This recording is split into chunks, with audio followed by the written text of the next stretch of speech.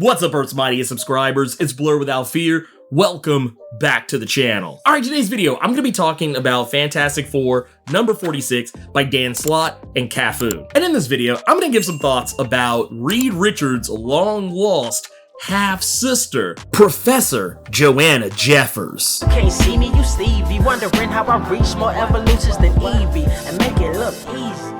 So basically, to give you the backstory in this, and if you haven't been keeping up with Dan Slott's Fantastic Four, one of the things that just wrapped up was the Reckoning Wars. It was this huge story arc that basically encompassed things that had happened across the Fantastic Four's history, the sins of the Watchers, and things that the entire Marvel Universe had no clue that the Watchers had done way back in the day, and of course, a lot of other things that dealt with the history of the Fantastic Four. But one of the things that occurred during that particular run, and it actually happened during the 60-year anniversary of the Fantastic Four in Dan Slott's Fantastic Four number 35, in a story that was penciled by John Romita Jr., was we learned of the death of Reed Richards' father, Nathaniel Richards, a guy who is the epitome of the song Papa Was a Rolling Stone. Other than fathering Reed Richards, he also fathered children in the realm of Elsewin, a place where he fathered Huntara and the War Marshal, characters who we actually wind up seeing Joanna introduced to in issue number 46. But one of the things that came up, and it actually came up because somebody hit me up on Twitter about it. I believe it was Ebony Gorilla hit me up and said,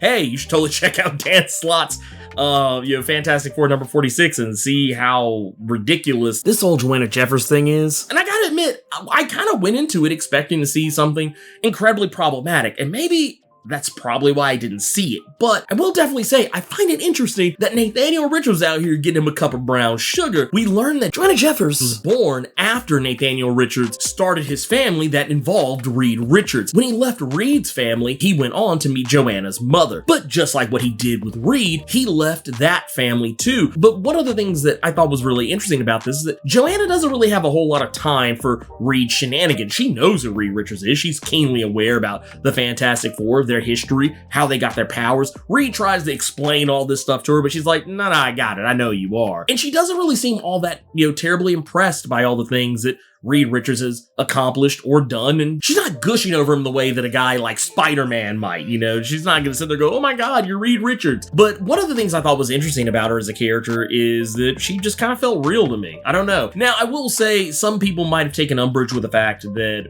the character, while she is supposed to be only half black, as Nathaniel Richards is a Caucasian male, and I looked this up online, there were some people who thought it was strange that she looked more just straight up black than anything else, and being a father of a biracial child is something that I've noticed. And this isn't just with biracial children. You actually see this with people who are just straight up black too. Sometimes your skin tone just changes, and over time you might become darker. I remember when my daughter was born, she was light bright and 2 shades from white. And over time, as she's gotten older, granted, she's only 6 now, going on 7, and she is a lot darker skinned than what she originally was. She's not exactly my skin tone, but when originally she could almost pass for being white, now it's a lot more obvious that she's not just a little white girl. I thought her dialogue was good. I honestly didn't really have a whole lot of a problem with her. The only thing I could really take umbrage with is there's some moments where she does come off a little angry in some spots, and I don't know if this is Dan Slott trying to write this character as just disaffected by the Richards family, or just not being terribly impressed with everything she's seen. Whatever the case may be,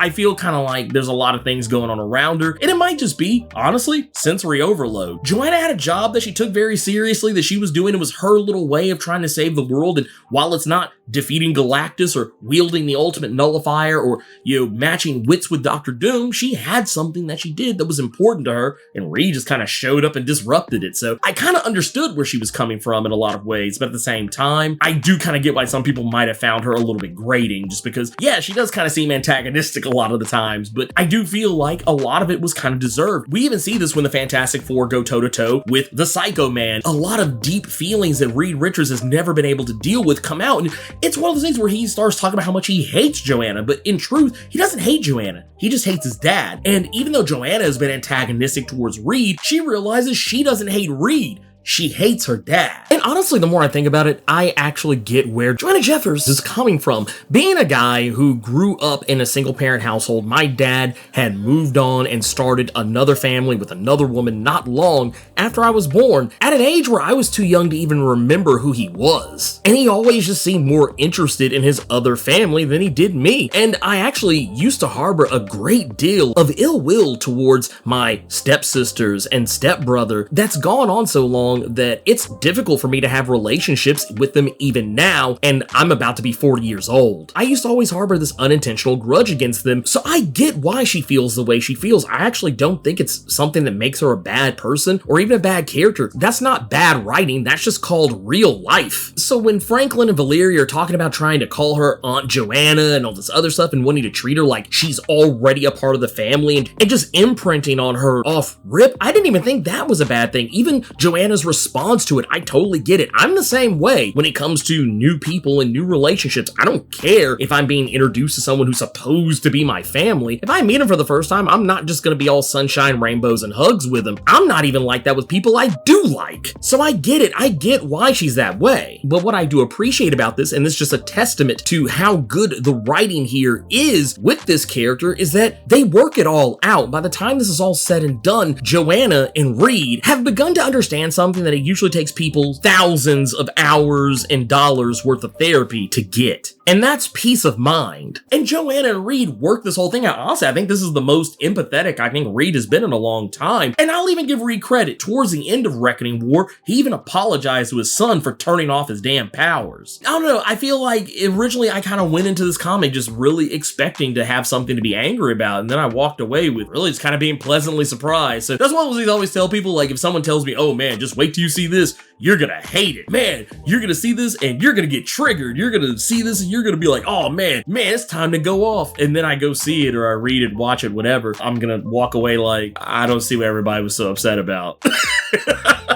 Something very similar happened between me and Carter, if you watch the Blerd case. Something very similar happened when talking about the movie Nope. It was like, Carter hated it, but it was one of those things like him hating it so much and telling me everything he hated about it. When I saw it for myself, I was just like, oh, that all? Always warn people, if you try and give me some kind of preface before I check something out, you're probably gonna wind up seeing me come out with a completely opposite take from what you had, because I'm already prepped for it. I know what's gonna happen. I think she's an okay character. I think she's fine. I don't know if she's gonna hang around any longer or what's gonna happen. I mean, when they teased the character in Fantastic Four number 35, it was pretty obvious that it was a black woman just based on the type of hair that she had and the way John Romita drew the texture in it, even though technically it was a hologram, so it wasn't much texture to draw, but it was just enough that I knew it was gonna be a black woman. So when she showed up, I wasn't surprised at all. Honestly, I saw it coming a mile away. So I don't know. I don't really understand why people are up in arms about this. I think it's much ado about nothing. If anything, I would be more concerned since this is Dan Slott's final issue. I know that Ryan North is set to pick the title up here pretty soon, and they said they're going to be doing a more scaled back, like less grandiose Fantastic Four. So I don't know if Joanna's going to be hanging around any at all. They kind of imply that she is now a new member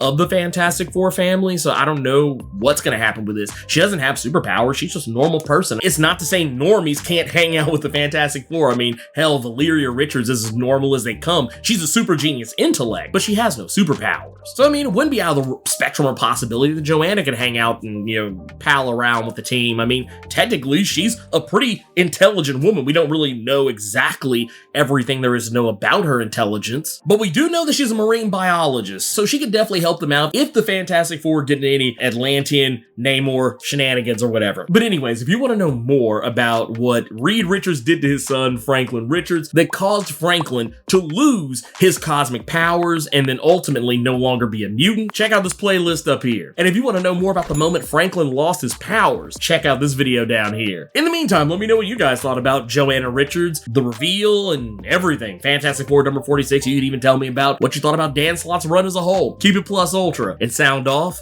in the comments.